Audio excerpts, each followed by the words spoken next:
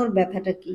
ভাই আজকাল একটা জিনিসকে নিয়ে এত বেশি সবাই বাড়াবাড়ি করেন যে এক্সপ্লেন করার মতো কোনো ওয়ে থাকে না। আমার সন্তান থেকে বা হচ্ছে আমার পরিবারের একজন থেকে কেউ হারিয়ে গেছে, সেই দুঃখটা কিন্তু আপনার থেকে বেশি আমার। সাম্প্রতিক এই যে একজন ভাইরাল ব্লগার হচ্ছেন ফারহানা বিথি, তো ওনার ওনাকে নিয়ে সবাই খুব গসিপ করছেন যে ছোট লোক ফকিন্নিরা নাকি হুটহাট বড় লোক হয়ে গেলে এদের পাখনা গজায়। তারপর আবার কেউ কেউ লিখতেছেন পিপিলিকার পাখনা গজা মরিবার তরে।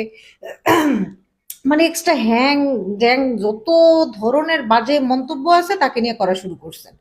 তো ভাই, ওর কারণে একটা মানুষ মারা গেছে, এটা আপনি ব্লেম করেন কিভাবে ভাই? একটা টিম মিলে ঘুরতে গেছে, সেখানে একজন মানুষ আহত বা নিহত হয়েছে, তার পরিবারেরও তো একটা শোক আছে, কিন্তু সব ব্লেম আপনারা ফারহানা বিধিকে করে তো একদম সবকিছু এলোমেলো করে ফেলছেন। মানে মেয়েটা জাস্ট মনে করেন কান্না করে হাতে পায়ে মানুষের ধরা বাকি আছে যে ভাই আপনারা একটু থামেন থামেন, আর এইরকম বার্গেটিং করবেন না।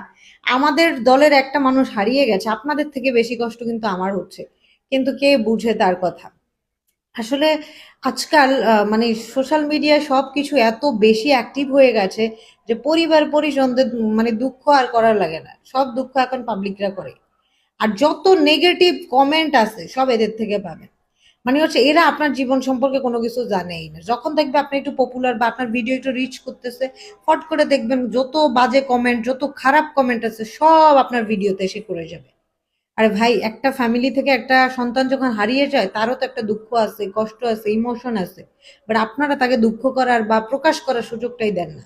ওই মেয়েটা একটা ভিডিও বানায় পর্যন্ত বলছে যে দেখেন, যেই ছেলেটার সাথে একটা দুর্ঘটনা ঘটছে সে আমাদের পরিবারের একজন সদস্য, বা আমার ভাই বা আমার ফ্রেন্ড যাই হোক, তার জন্য কষ্ট আমারও হয়, কিন্তু সবাই মিলে ফারহানা বিথিকে ব্লেম করতেছে যে ওর কারণে নাকি ছেলেটা মারা গেছে। একজনের মৃত্যুর জন্য আপনি আরেকজনকে দায়ী করে দিলেন, আপনি তো জানেন না তার হয়তো বা মৃত্যু ওখানেই লেখা ছিল যে সে বাইক রাইডিং করতে গিয়ে মারা যাবে। আপনি আমি আরেকজনকে আরেকজনের মৃত্যুর জন্য ব্লেম করতে পারি না। তো এইগুলো একটু বাদ দেন।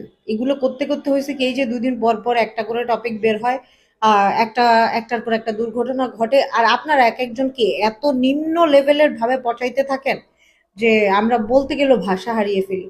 এখন অনেকে এসে আবার বলবেন যে আপনার সমস্যা কি, আপনি এসে কেন কথা বলছেন? আমি বলছি কারণ দেখলাম আবার এই ঘটনাকে ক্লিয়ার করার জন্য আবার সংবাদ সম্মেলন করা হচ্ছে। তো কালকে আবার কিছু মানুষ এসে বলবে যে এই ব্লগারদের জন্য ফেসবুকে ঢুকা যাচ্ছে না, এরা কেন এমন অতিরিক্ত করে? আবার এদের আবার সংবাদ সম্মেলনও করতে হয়। তা আপনারাই